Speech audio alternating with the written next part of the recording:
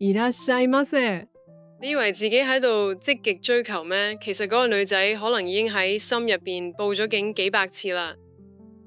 大家好，今日想同大家分享呢本書《課長這不是戀愛是性騷擾》，作者牟田和惠係日本非常出名研究女性主義同性騷擾問題嘅專家。本書我會好似電影咁，將施害者同受害者嘅心路歷程攤開晒出嚟，咁你就會發現，原來男女之間對親密感嘅理解真係好似差過太平洋咁遠。好，係開始前都希望大家送一個少少 like 支持下我哋頻道先，多謝晒。點解你覺得係戀愛，佢覺得係地獄呢？首先我哋要搞清楚一個概念先。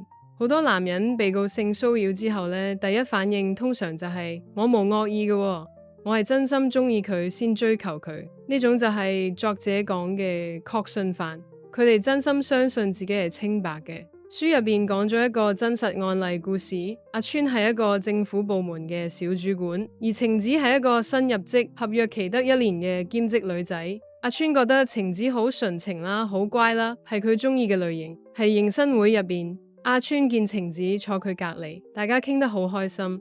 晴子又冇拒絕佢斟酒，甚至有少少肢體接觸。阿川就喺度諗，哇，佢咁主動，實係對我有意思啦。散場之後呢，阿川堅持要送晴子返屋企，行到一個公園仔，阿川覺得時機成熟啦，就一手攬住晴子錫落去。佢見晴子雖然好驚訝，但係冇大聲嗌救命。阿川仲自作聰明咁諗，後生女係要矜持下嘅，佢咁驚訝其實係怕醜啫。過咗幾日，阿川再約晴子飲酒，晴子竟然答應咗。阿川直頭覺得自己係情聖上身，點知去到居酒屋，阿川又想錫人，甚至想帶人去酒店開房。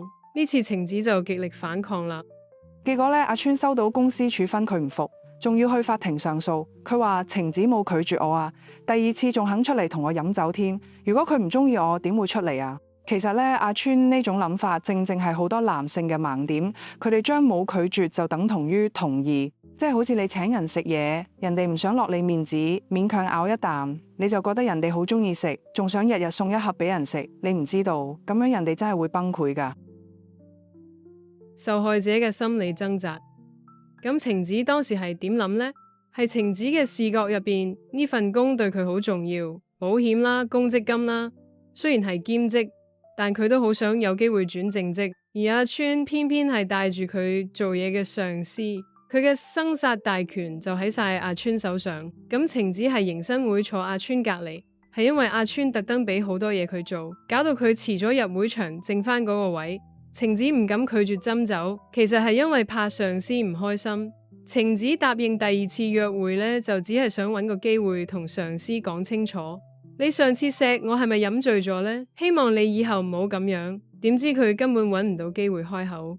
因為阿川不停講緊合約續期嘅嘢，呢種係一種無形嘅威脅啊。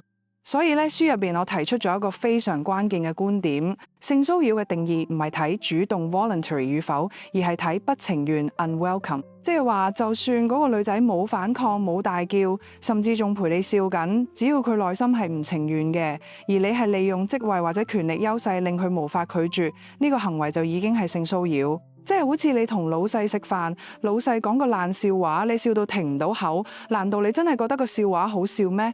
其實只係為咗份糧。如果老細覺得自己係幽默大師，咁佢就係典型嘅鈍感啦。作者所講嘅鈍感呢，其實係指遲鈍嘅感覺，甚至乎可以係一種感覺嘅障礙。但係大部分呢啲嘅鈍感都係因為某啲嘅慾望制止，先至會令到鈍感嘅出現㗎。灰色地帶嘅黃牌與紅牌。作者將性騷擾分做廣義同狹義，狹義嘅就係法律上嘅紅牌，例如強吻、摸身摸勢，甚至性侵。但係最多人中招嘅其實係廣義嘅黃牌，即係灰色地帶。例如酒後亂講嘢，問人你同男朋友進展到邊啊？或者喺卡拉 OK 強迫女下屬同你合唱情歌，呢啲行為有啲男人覺得只係搞氣氛玩下啫。呢啲灰色地帶嘅事其實係有得救嘅。如果你發現講完之後對方個樣有少少尷尬或者僵硬咗，醒目嘅男人應該第2日即刻道歉，尋晚飲多咗講咗啲唔客氣嘅說話，唔好意思，咁呢件事就會留喺灰色，唔會變黑啦。最慘咪好似書入面講有一位政治家，佢對女記者講埋啲下流嘢，俾人揭發之後唔單止唔道歉，仲要去告間雜誌誹謗。法庭最終判佢敗訴，話佢呢啲行為就係性騷擾。佢嘅傲慢將一張本來可以收回嘅黃牌，硬生生變成咗一張終身紅牌。點解男人會咁鈍感呢？呢一本書最深刻嘅分析係講點解男人咁難察覺自己性騷擾人。除咗權力不平等之外，仲有一種社會文化嘅影響。好多男人呢，從細到大被灌輸嘅觀念係追求女仔要主動，要厚面皮。佢話唔要，其實真係要。呢種戀愛錯覺帶入去職場就變咗災難。加上男性通常比較重視階級，佢哋習慣咗睇住老細面色做人，但係對住下屬，佢哋就會自動切換成大男人模式，完全無視咗對方嘅情緒反應，就會令到情況變得好危險啦。作者提醒大家呢，職場唔係夜場啊，唔係你展示魅力嘅地方。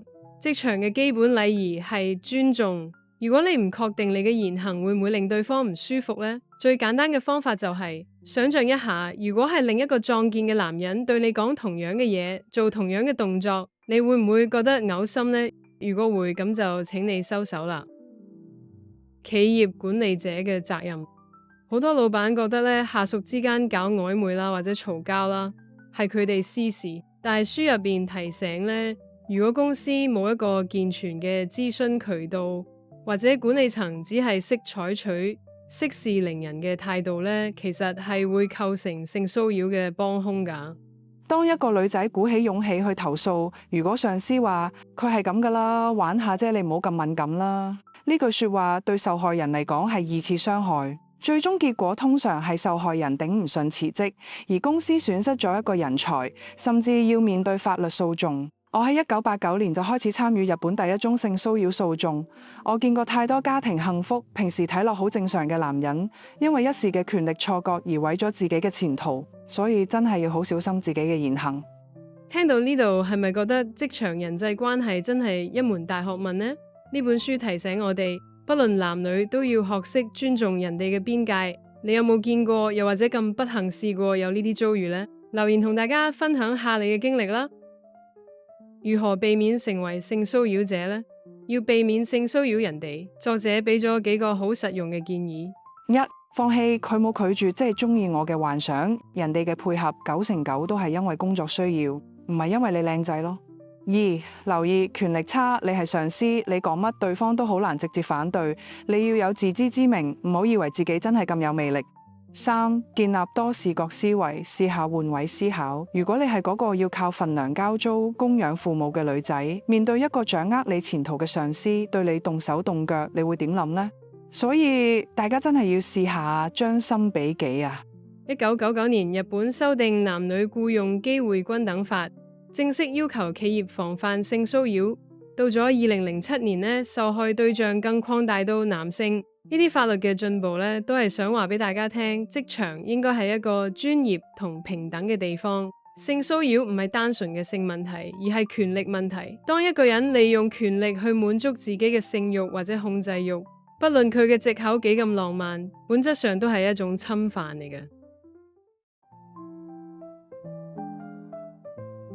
如果要我帶走呢本書嘅一個技巧，我覺得係要學識解讀沉默。喺職場入面，好多時人哋嘅沉默或者尷尬嘅笑，其實就係一張無聲嘅黃牌。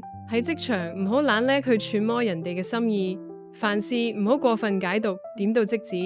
就好似坐地鐵，你見到有個靚嘅女仔坐喺你身邊，你就以為人哋中意你，其實只不過第二啲地方冇位，又或者佢咁啱唔想行咁遠，所以坐喺度，你就諗到要同人哋結婚生仔。咁樣真係好恐怖㗎！你唔好以為呢樣嘢係講笑啊！喺香港真係有一個男人係好多年前有個女仔坐佢隔離，就係咁簡單，佢就足足揾咗呢個女仔幾十年，仲要出埋書添。你上網都會揾到呢一單新聞㗎。